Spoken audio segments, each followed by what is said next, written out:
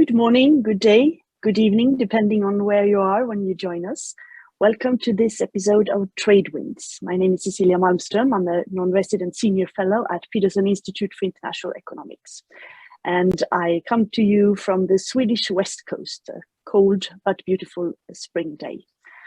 Today we're going to talk about carbon leakage, carbon taxes, and a European proposal called sebum, which means Carbon Border Adjustment Mechanism, which is now being negotiated in Europe between the different legislators.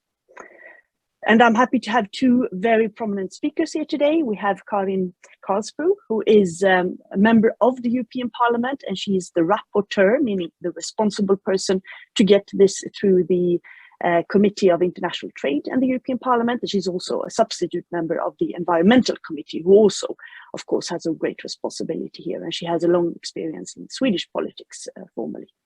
And we also have my colleague, Jeff Schott, who is a senior fellow at Peterson, a very senior fellow. He has written a lot about sebum and carbon, but there's probably not any subject related to trade or economics that he hasn't written about. So reading out his resume would take the whole hour. So you can watch that, you can look that up on the website. So what is this strange acronym, and how can it help us to prevent carbon leakage and achieve the climate goals that the whole world agreed to in Paris without causing too much trade tensions and conflicts? Well, we'll try to get some of these answers today. Most institutions such as IMF, OECD, the World Bank, and a whole lot of researchers around the world agree that taxing carbon is actually one of the most efficient way to address carbon leakage and to achieve the Paris Agreement and to reduce emissions. And many countries are also discussing it in different ways. The EU has a system of emission trading, and it's the world's first major carbon market, actually. And sebum is a way to build upon that, but it's an evolution to create a level playing field, because the ETS, the emission trading system, results in higher prices for emissions in Europe compared to many trading partners who might have cheaper and dirtier production. So last summer, the European Commission proposed the sebum regulation. It is part of a very ambitious climate package, the Green Deal, or Fit for 55, which is not a boot camp for middle-aged people. It's a target to reduce greenhouse gases with 55% to 2030, compared to 1990. And the idea behind sebum is that it is a tool to prevent carbon leakage. It's a CO2 fee or mechanism to encourage all countries to and producers to take responsibility and to use cleaner production means. So the EU importers will have to buy carbon certificates corresponding to the carbon price that would have been paid had the goods been produced under the carbon pricing system in Europe. And 5 sectors are in from the beginning: steel, aluminum, cement, electricity generation, and fertilizers. So the proposal is right now being negotiated, and the plan is that it enters into force gradually, starting in 2023 and fully functional in 2026. So negotiations are right now ongoing, and they are complicated and difficult, as you can imagine.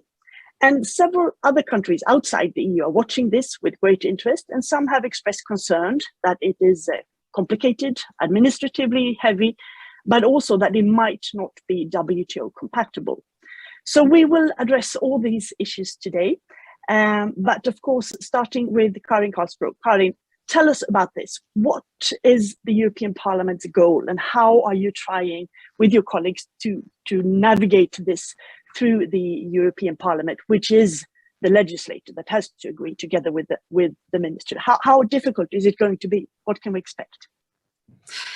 Thank you, Cecilia. Thank you for the possibility to be with you today.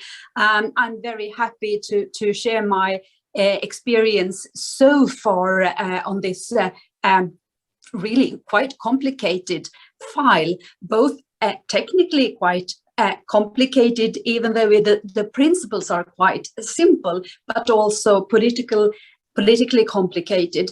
And first of all, I think it's not possible to discuss this without mention the very complicated and dangerous time we are in the middle of. And of course, I would like to deeply express my solidarity with Ukraine. And since the Russian invasion, I think we all have followed, and we have tried to do our best to support Ukraine, and to also together stop the Russian invasion. But I think it's so good that we have this seminar today, because it reminds us how important it is to keep up the business, keep up the fight against climate change. We cannot surrender, because the climate threat is still, as much as it was in the beginning of February, a global challenge for all of us. And there is still more than ever need for global solution and global cooperation on this. So I'm very happy that we take time to have this seminar. You explained perfectly the background and what the sebum actually is. In the best of words, we had a global price on carbon emissions. The polluter pays principle is an excellent principle that would help us to solve many environmental problems. But as you said, in the EU, we have a pricing system. But the problem is when EU is taking further steps towards higher ambitions for to reduce and cut carbon emissions, there is a huge risk of carbon leakage. And in the end, we have to see the emissions globally. We cannot not just move them around, because that will not help the climate.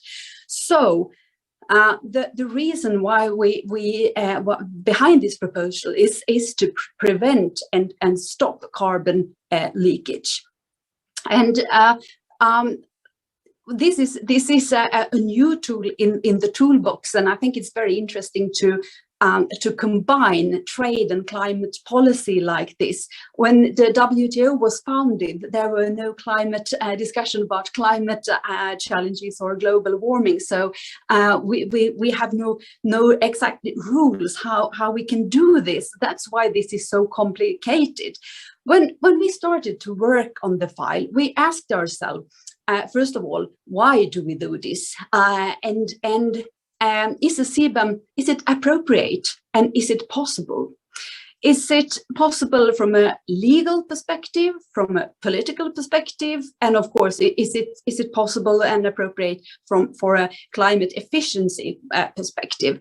And I would say that it's of course a sebum which is not in line with the trade rules, it is not possible. It has to be in line with the WTO rules, and it must be designed only for one reason, for to cut carbon emissions. If we have other arguments like, oh, it's good for European industry, or other arguments, I've heard hundreds of good arguments, that will not fly, that will not work. We must take these WTO rules seriously, because otherwise we have no arguments to introduce such a measure. And I will just mention some of the complicated topics which has been discussed very much in the Parliament and in relation to the trade rules.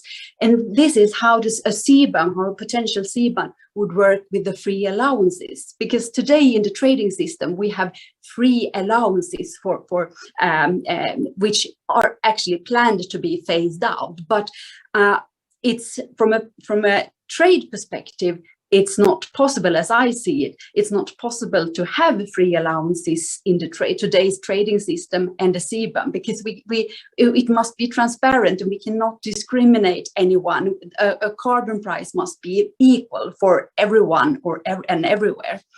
Another topic which has been very, very sensitive and on the top of the agenda, it has been the possibility of introducing some kind of export rebates, because there is an argument that, well, European industry, some of the European industries, I would say, are really frontliners when it comes to produce steel in a low carbon steel.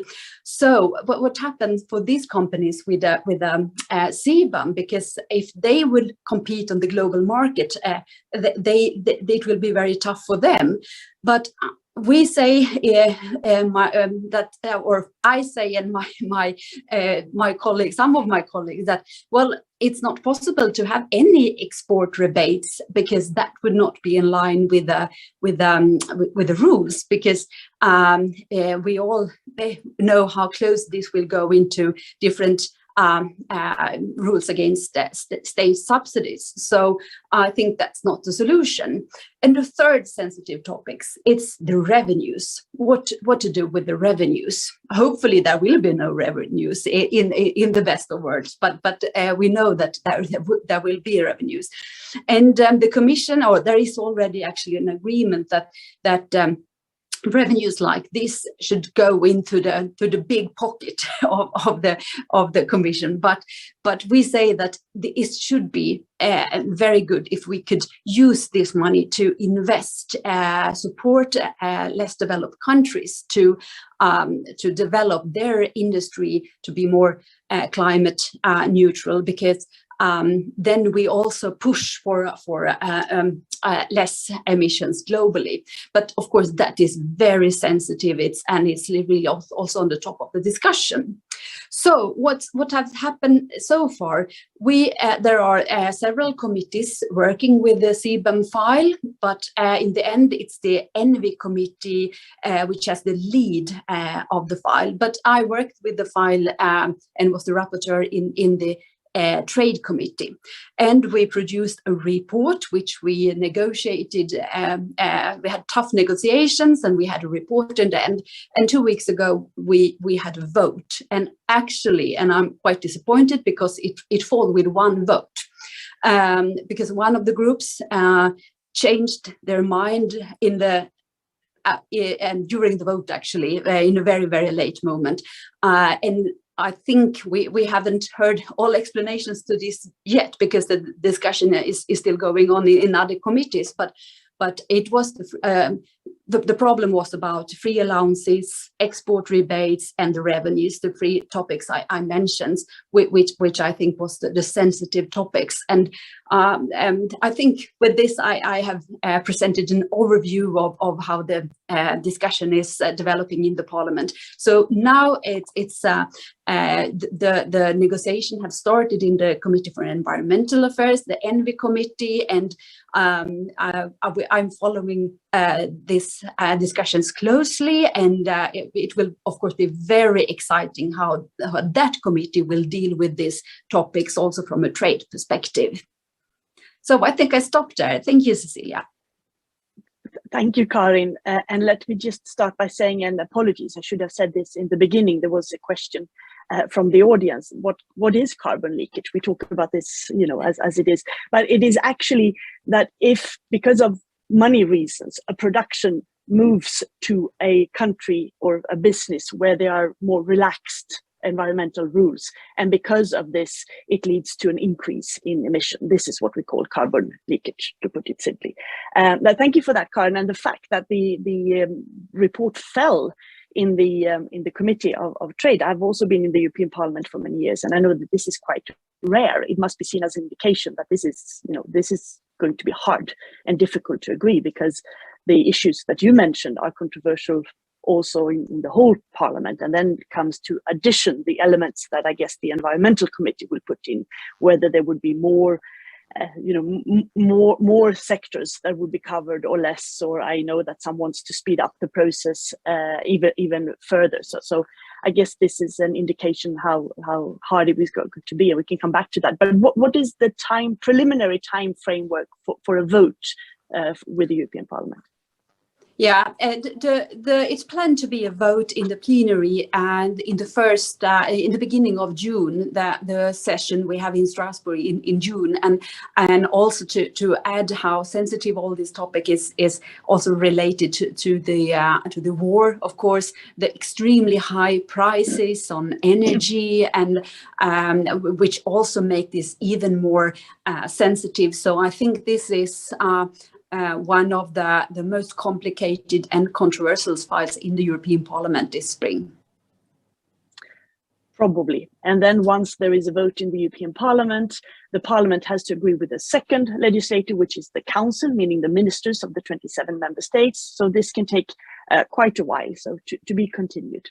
Jeff, you have written about this, and there has also been, from the administration side, we've had quite lukewarm reaction to this, or friendly but not enthusiastic, as I think you wrote in a paper, raised some of the concerns about discrimination, about the cost, about the administrative hustle, and so on. And also you have raised some of these concerns and the possibility of its violating the rules of national treatment in the WTO. So you're of course not the administration, but it would be interesting to hear your views on what Karin has told and how this is seen from your perspective, with the possible challenges as well, once there is a proposal, because that could deviate quite a lot from the original proposal from last August. Well, thank you, Cecilia, for inviting me back to TradeWinds. This is always great discussions, and there's enough time to go into the details, which are so important, particularly in this and on this topic. The issue is so important now, more important than ever, because the events of the past month have shown why Europe and other countries have to move even faster to transition away from the use of fossil fuels. The cost of dependence, over-dependence on fossil fuel sources, particularly from Russia, have led to many of the complications we face today. And so more attention should be focused on means of encouraging that adaptation and that transition.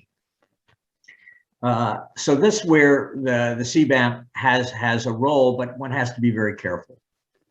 The concern is, as you increase your ambitions in terms of decarbonization, that you maintain political support at home for sustaining the policy. And that isn't so simple, because there are going to be costs. There will be adjustments. Some things will become more expensive.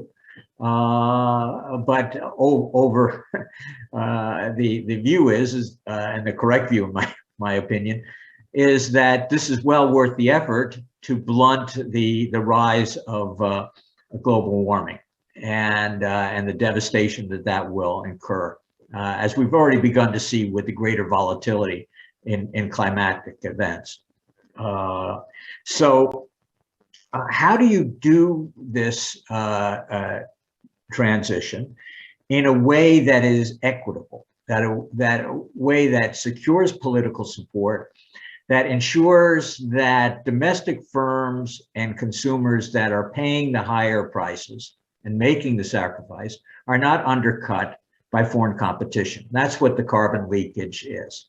Either the domestic production leaves and you lose both production and employment, or you have the substitution of imports that could be from using production processes that are much more carbon dirty. And so you want to blunt that type of activity and encourage other countries at the same time to adopt the type of aggressive decarbonization programs that have been set forth by the European Union, by the United States, and by others, most recently in the meetings in Glasgow last November. The United States certainly wants to do that. President Biden has a very strong program for dealing with specific aspects of greenhouse gas emissions to blunt the increase in those emissions. And in Congress, there have been proposals that try to do a US style CBAM, though different. And the difference lies that the United States does not have an implicit carbon price, does not have a direct carbon price as the carbon price that results from the European trading system, emissions trading system. And therefore, the costs that are incurred by US producers and consumers are the costs that derive from regulations, fuel standards, controls and standards for electricity generation, renewable fuel standards and the like. These obviously impose costs on the generation of energy and create a burden on US production that members of Congress want to see balanced, just as members of the European Parliament want to ensure there isn't carbon leakage and a level playing field for European producers. And that's a challenge we have right now. What I see is the potential conflict between the European price-oriented CBAM and US proposals still stalled in Congress, as many things are stalled in Congress, but still alive with bipartisan support, to impose border taxes based on some estimate of equivalent costs compared to regulatory policies in the United States. And so there are concerns about how do you actually make those estimates. Are they comparable? Should they apply across the board or be applied to individual facilities? How do you differentiate between countries? There are lots of technical complications. But to make a long story short, the main focus of both the European proposal and I think the main political focus of many of the carbon adjustment tax proposals in the US Congress are concerned about the viability of the domestic steel industry. And iron and steel account for a lot of the initial focus of the CBAM, and I think the focus of the US proposals still being vetted by the Congress.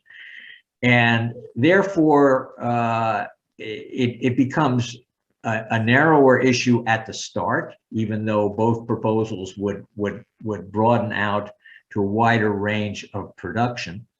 But they focus first on a narrow range of products, ones which could affect transatlantic trade, and are involved in new transatlantic steel trade talks that are trying to link the trade aspects and the steel aspect. That could lead down a constructive path, or it could lead down a very protectionist path for both the United States and Europe. Final point on that, if you're thinking about trade protectionism, who are you protecting against? In the United States, President Trump instituted steel protectionism in order to increase U.S. steel production and block imports, with the view that this would affect China. But China wasn't selling steel to the United States because it was already blocked by countervailing duties and anti-dumping duties. So who did we hit? We hit our NAFTA partners, Canada and Mexico. We hit the European Union. We hit Japan. We hit South Korea. We hit Brazil. None of those countries would be considered that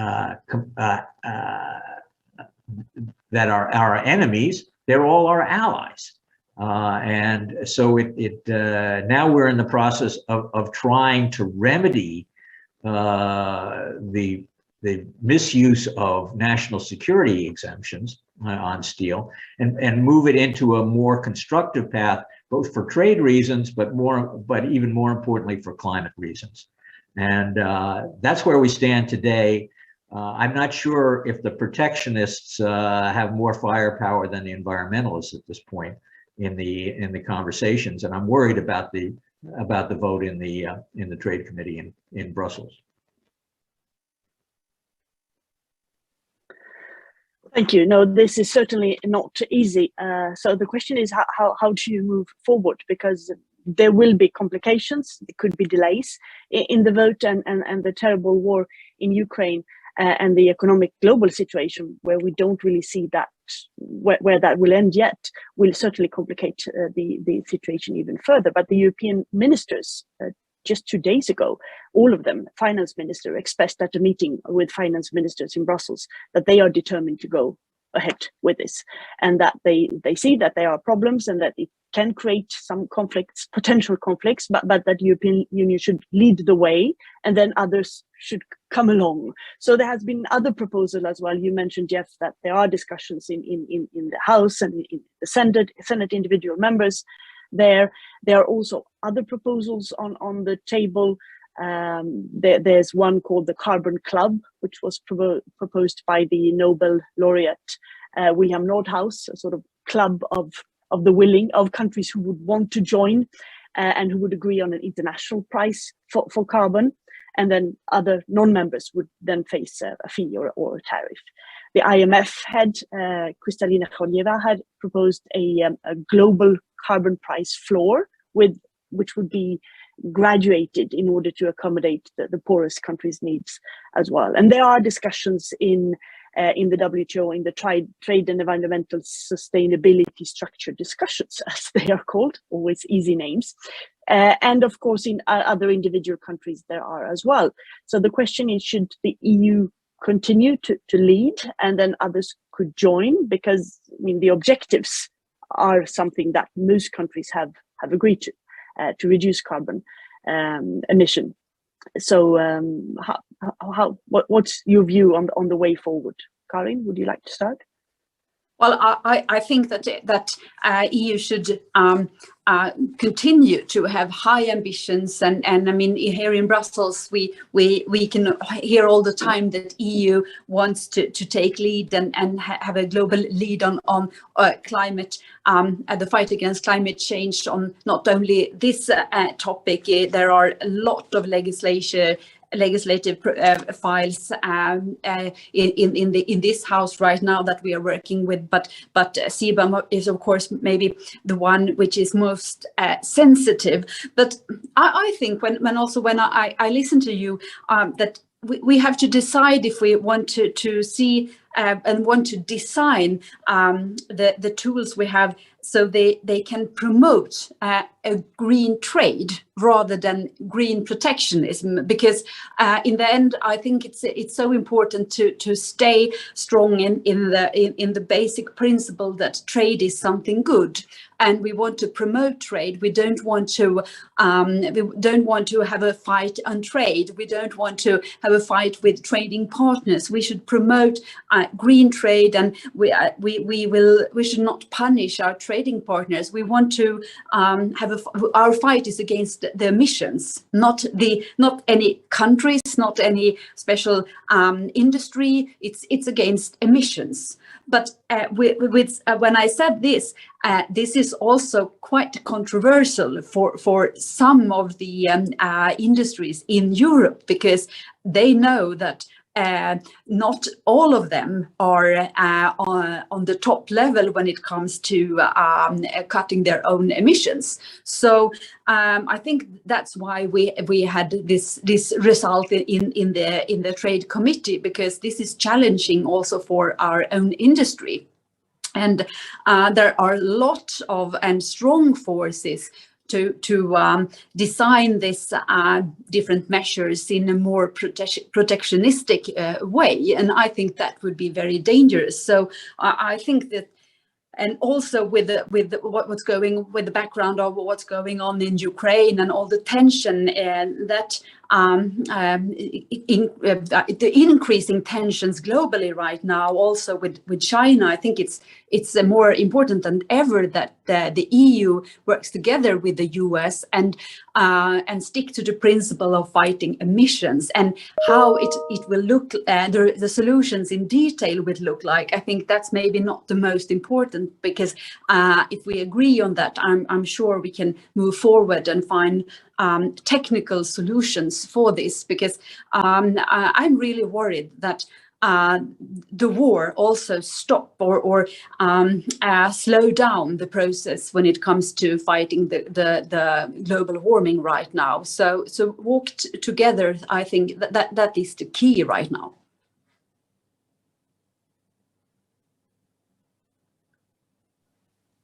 Do you want to comment, Jeff?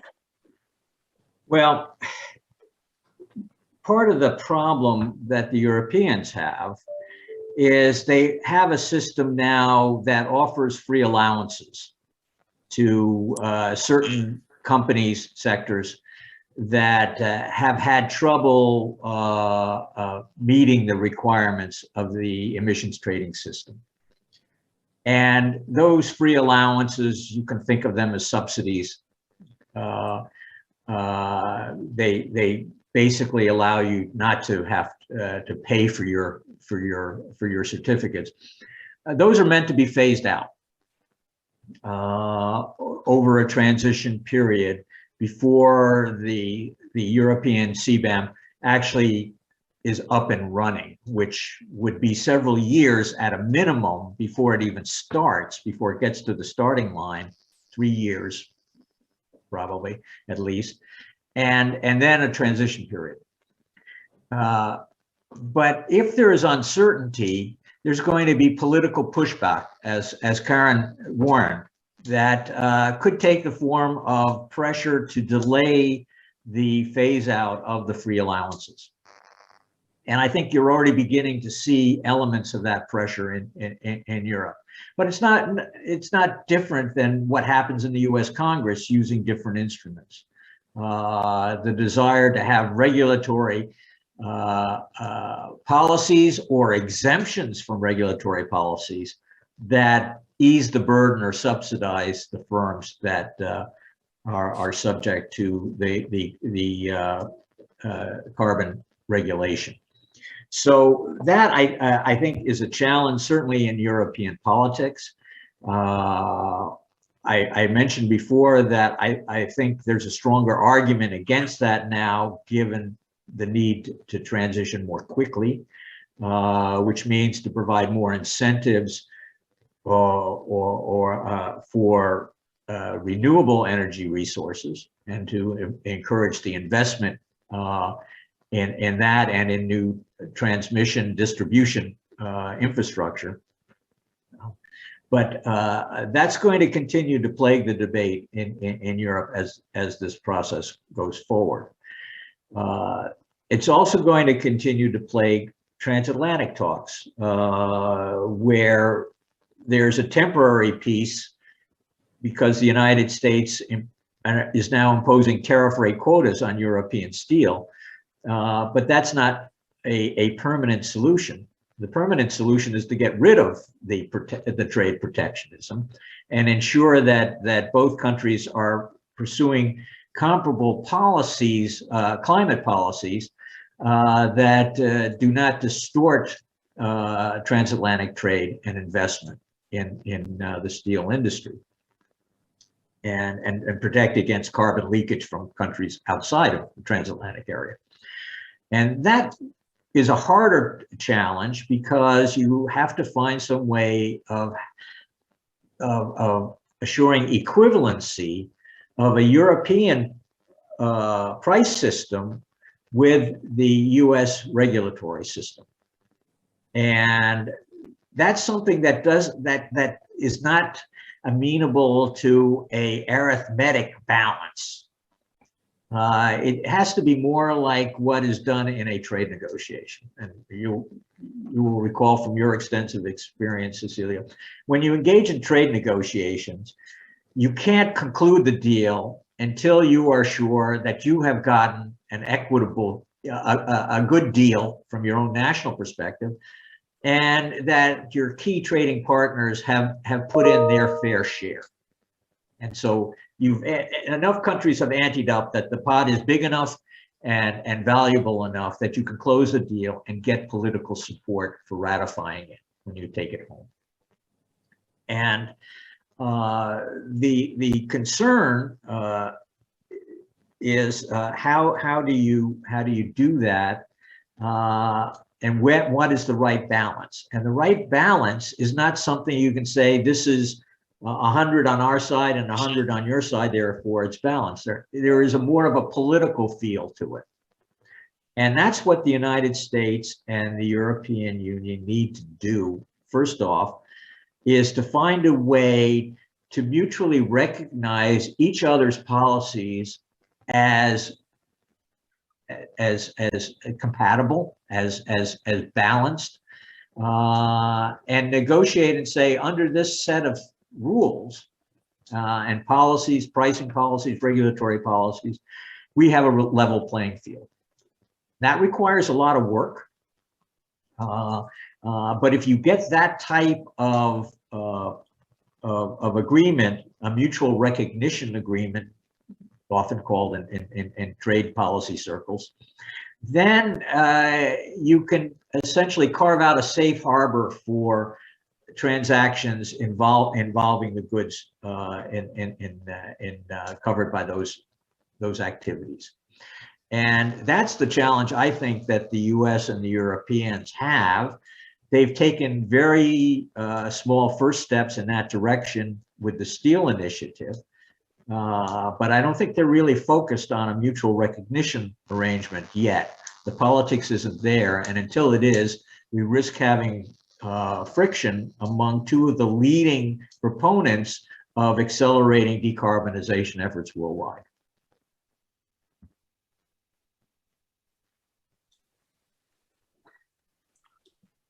This is, of course, a huge challenge. How realistic do you think this is, Karin, for the European Union to move on with the proposal, but agree on some sort of mutual recognition? Could be other partners coming on with the same wish as well, and it's really hard to calculate. I mean, what is the level? Because you want to achieve, according to the polluter pay principle, you want to make sure that the carbon leakage disappears, or at least diminishes quite a lot, and that we jointly in the world are pushed to move to cleaner production. And in the steel area, lots of things are happening in Northern Europe, for instance. I mean, to move towards more green steel, and that's something I think could inspire others as well, because it is a dirty business.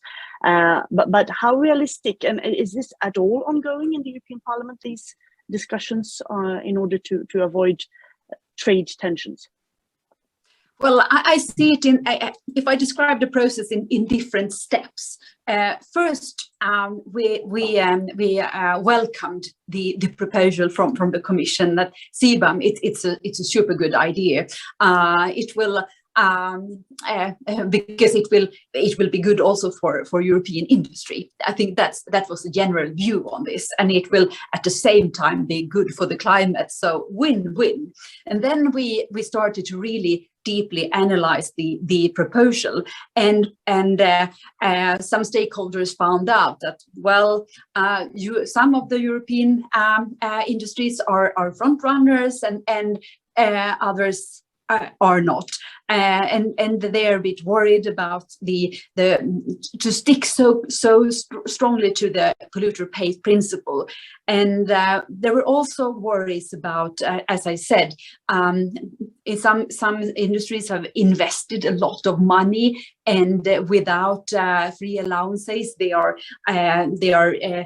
competing on the global market with higher prices, less emissions, but on higher prices. How will they compete? So during this latest month, when we have been working with the file, industries and stakeholders found out that, okay, we see the problems as well, and should we really take the very lead on this? Shouldn't we do it together with others, and etc.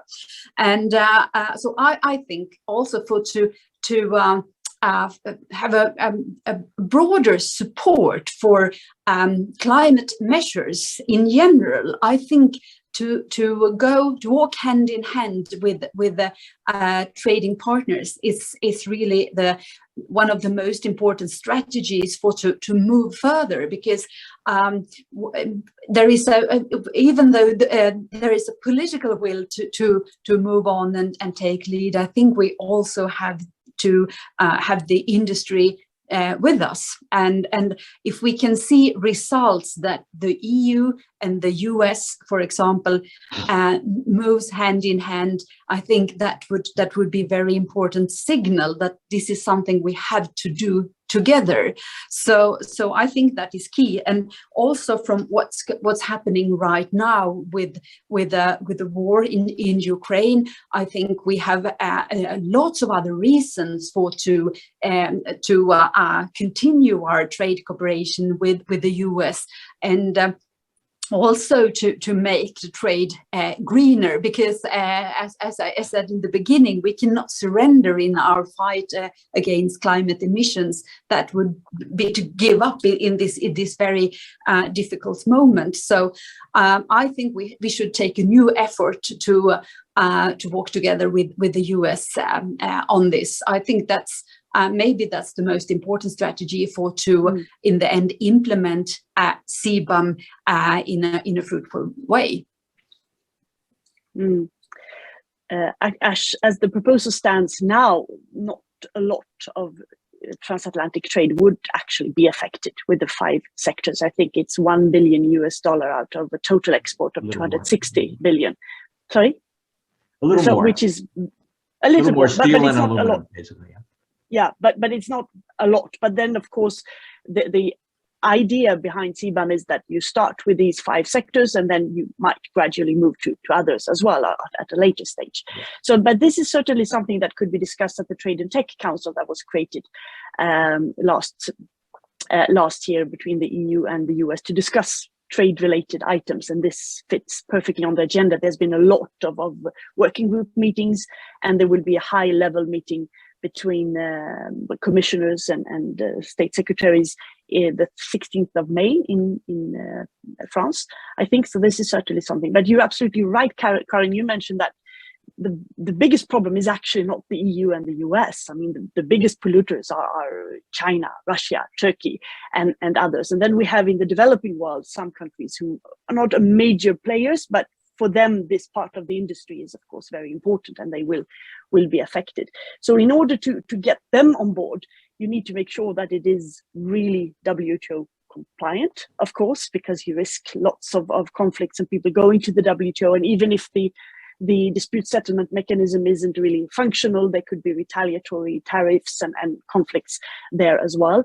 And then you need to signal that you know, how do you work together to get these other countries, especially China, but not only, on board to the whole idea? Because as you both referred to initially, had we had a global carbon tax system, it would have been fantastic, supervised by, I don't know, WTO preferably, but that doesn't exist. And to negotiate a multilateral solution to this would take decades. Yeah. So how do we involve China and Russia? Well, Russia is a big polluter, but with the war, Ukraine actually is as well. But with the war and the economic consequences, we don't really know how we can involve them in the future. It's very hard to predict right now. Well, I don't think we have to worry about Russia in the near future, no. Unless there's a dramatic change, because the United States and Europe are not going to apply most favored nation treatment to Russia, and therefore the tariffs will be neither Europe will be prohibitive. So, but there's a broader concern about the WTO compatibility of either the European or proposed American plans. And let me say just quickly on the Trade and Technology Council, I suspect that won't get very far on this set of issues because the U.S. doesn't have a clear position yet, as the Congress still debates what type of border adjustment it will approve.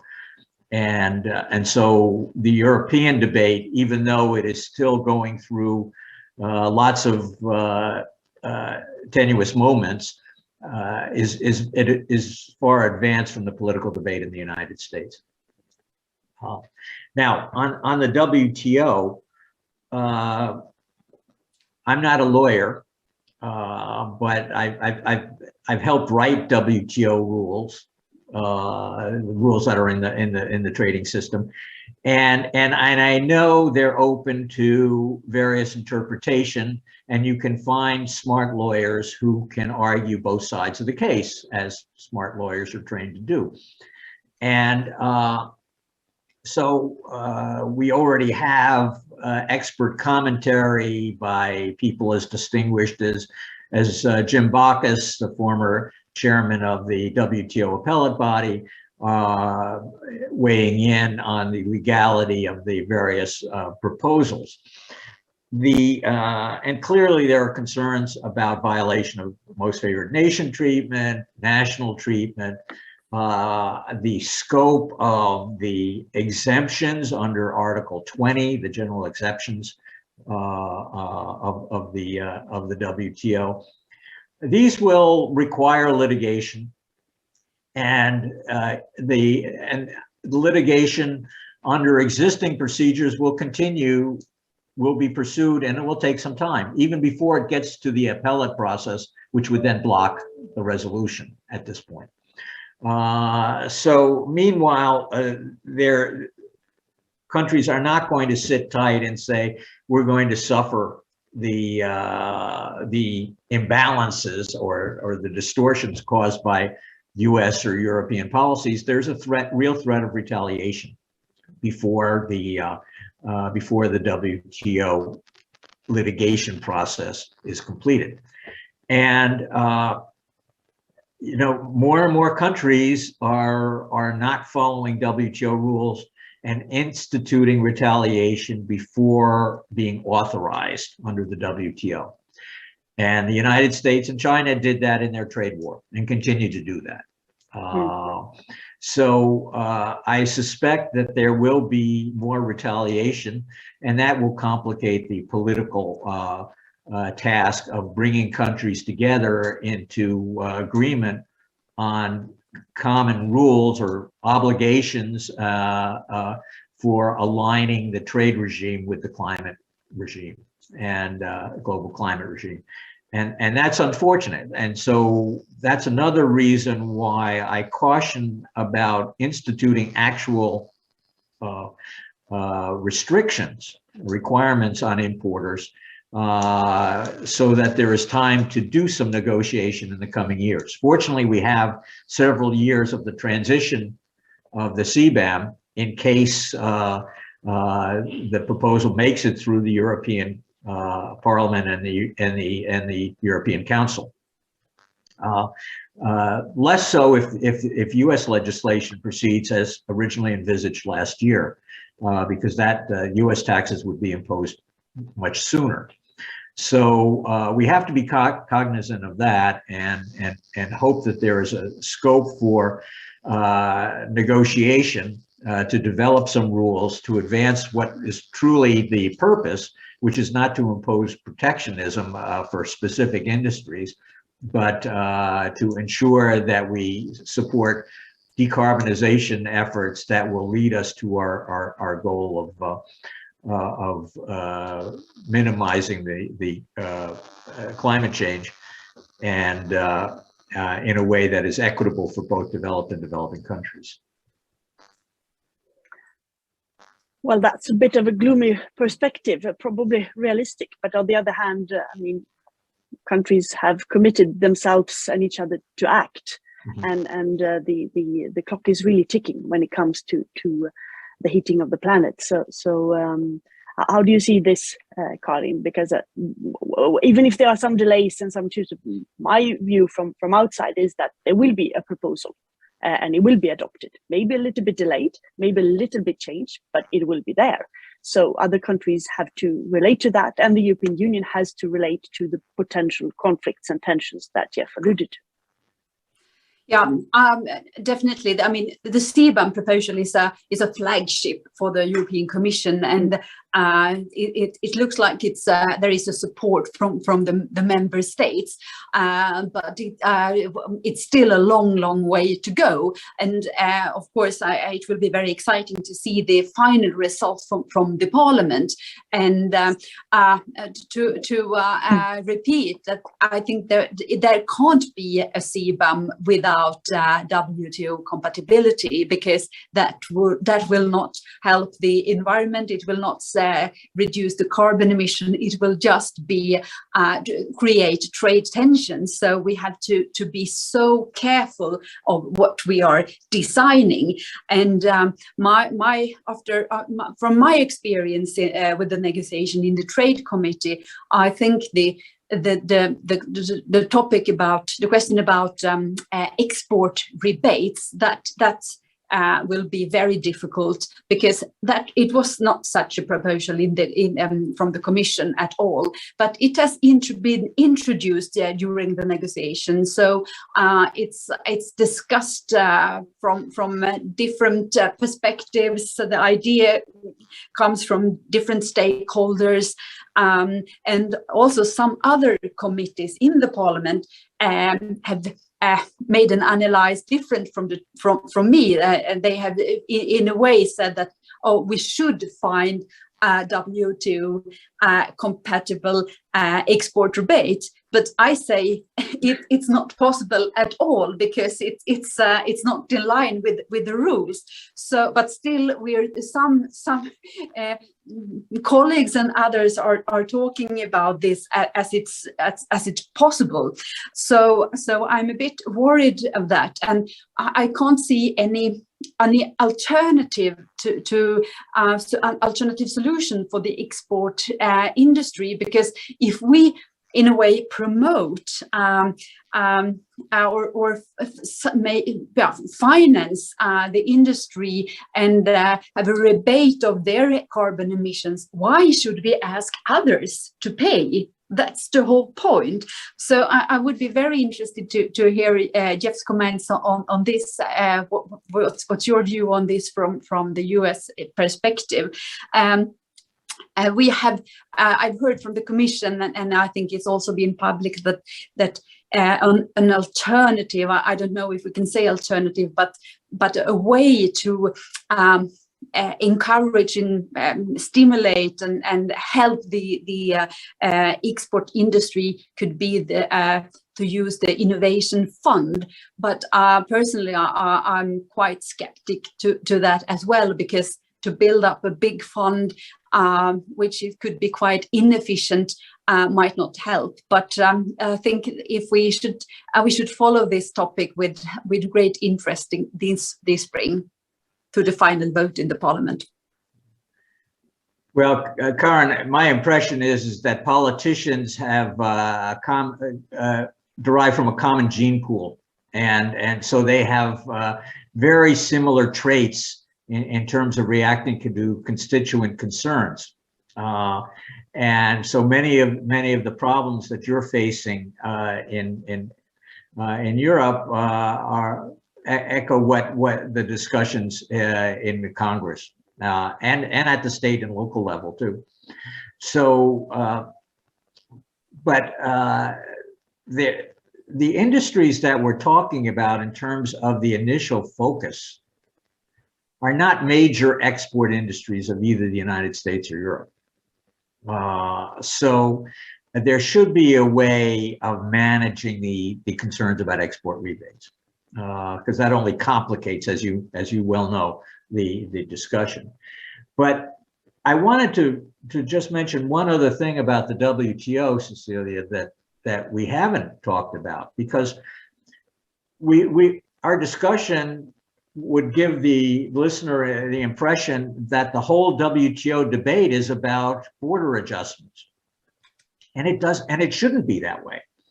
If the WTO can do constructively many things to support the climate initiatives of its member countries, and this affects as basic as going back to the environmental goods agreement that was almost completed at the end of 2016, that would have eliminated tariffs on many environmental goods and technologies that would encourage the use of clean energy policies or infrastructure investments in developed and developing countries. We should go back and review that list, update the list, improve it. The list of products that was almost agreed to was derailed because of Chinese concern about the inclusion of bicycles. You know, that certainly a mode of transport that's fairly green, but not something that one considers on a macro level to help the climate.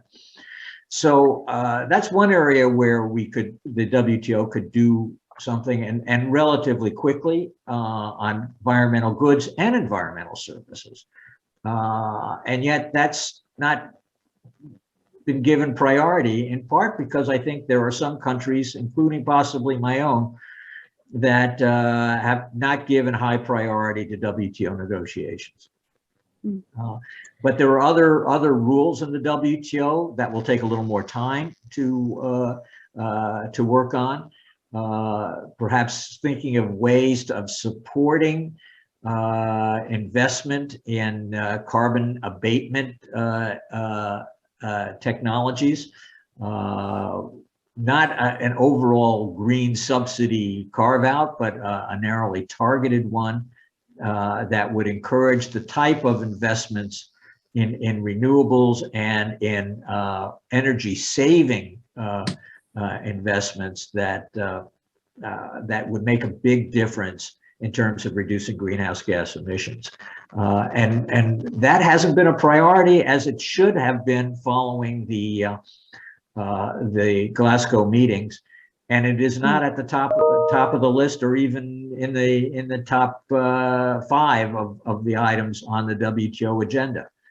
Clearly, the pandemic needs to be addressed, and there's concern about supply chains. But climate work needed to be done on a more accelerated basis than has been in the WTO. And these are practical ways of doing it, avoiding the major controversies that have come up in the CBAM debate.